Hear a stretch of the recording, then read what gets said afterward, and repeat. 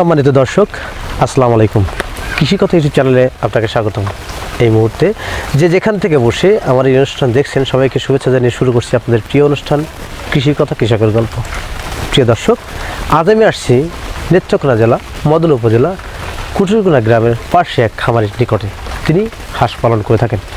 তিনি হাঁস পালন করে কতটুকু স্বাবলম্বী হয়েছেন এবং তার হাঁস পালন করার অভিজ্ঞতা কতদিনকার, এবং এই হাঁস পালনের আলোকে কিছু কথা আপনাদের সামনে উপস্থাপনা করব। পুরো অনুষ্ঠান জুড়ে থাকবো আমি হোসেন মোহাম্মদের সাথে। চলুন কথা না বাড়িয়ে শুরু করি আজকের প্রতিবেদন।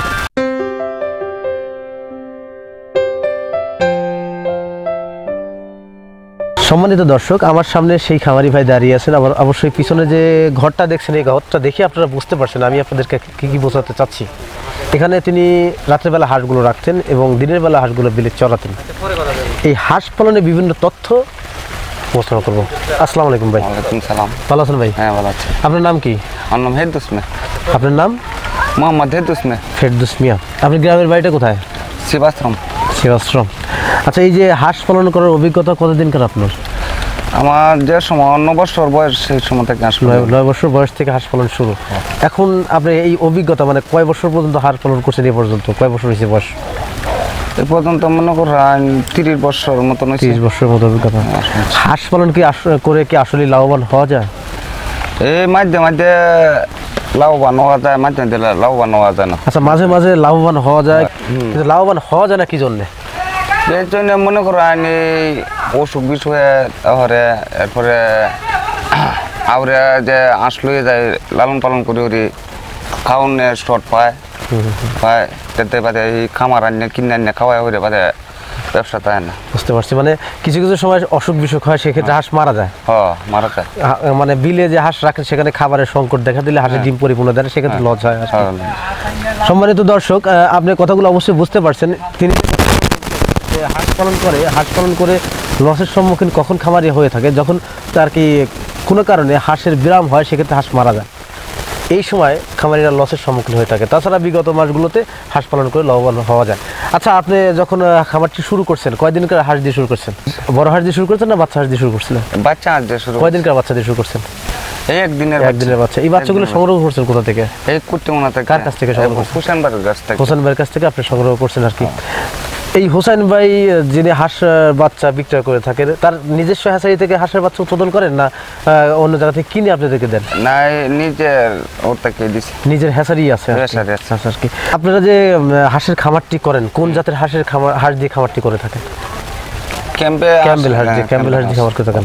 এই যে একদিনকার বাচ্চা আনছেন হোসেন ভাইয়ের কাছ থেকে, সেটা কুটুরগুনা মানে মদন উপজেলার মধ্যে কুটুরগুনা হোসেন ভাইয়ের হাঁসের খামারের হ্যাচারি থেকে। আচ্ছা, উনি আপনাকে কিভাবে বাচ্চা দিচ্ছেন? যে বাচ্চা দিচ্ছেন মহিলা বাচ্চা আলাদা করে দিলেন, পুরুষ বাচ্চা এভারেজ বাচ্চা আনছিলেন?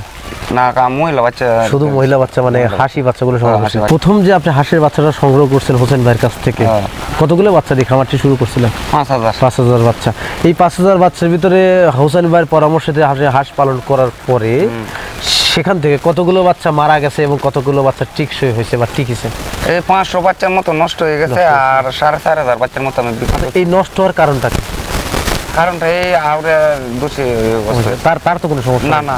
তার পরামর্শ অনুযায়ী হাঁস পালন করলে অবশ্যই হাঁস মরবে না, এটা নিশ্চিত গ্যারান্টি আছে। প্রিয় দর্শক, খামারি ভাই বললেন যে হাঁস পালন করলে যদি সঠিক পরামর্শ পাওয়া যায় এবং সঠিক পরামর্শ হ্যাচারি মালিকরা দিয়ে থাকেন, তাহলে হাঁস পালন করে সে লাভবান হতে পারবে। এবং এই হাঁস পালন করতে যেসব সমস্যা হয়ে থাকে, সেই সমস্যাগুলো এই ম্যাগাজিনে দেওয়া থাকে। এবং এই বইতে বা এই ম্যাগাজিন দেখলে আপনি যদি হাঁস পালনের অভিজ্ঞতা নাও থাকে, তাহলে আপনি হাঁস পালন করতে পারেন।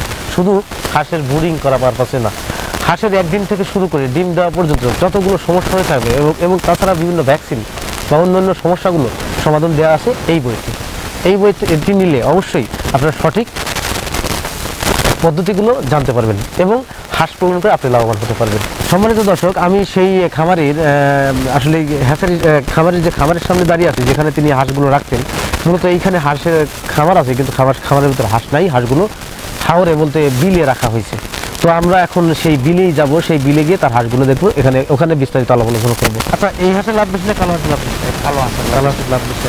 এটা কি নতুন আসছে না পুরাতন জাত?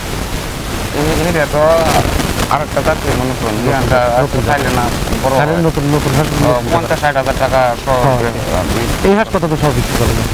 35-40 উঠতে গেলে 40 ওটা আবার 60,000 টাকা সহ বিক্রি করেন। আর হেঁটে 60-65 হাজার টাকা সহ দেখা যায়। প্রিয় দর্শক, খামারি ভাই বললেন যে হাঁস পালন করে লাভবান হওয়ার যে ওনার এই হাঁস থেকে এখনো যদি বিক্রি করে প্রায় 4 থেকে 5 লাখ টাকা ইনকাম হয়। পাশাপাশি যে থাইল্যান্ডের কালো হাঁসের এই খামারটি উনি করবেন, কারণ ক্যাম্বেল হাঁসের তুলনায় ব্ল্যাক ফুল হাঁসের লাভ বেশি। কারণ হচ্ছে ক্যাম্বেল হাঁস 100 হাঁসের দাম 3500 বা 40,000 টাকা সর্বোচ্চ, এবং ব্ল্যাক ফুল বা কালো হাঁসটা এই হাঁসের দাম প্রায় 60,000 টাকা সব। সেই ক্ষেত্রে খামারিরা এই হাঁস পরিবর্তে ক্যাম্বেল হাঁসের পরিবর্তে ওনারা ব্ল্যাক ফুল হাঁস খাবার করবেন।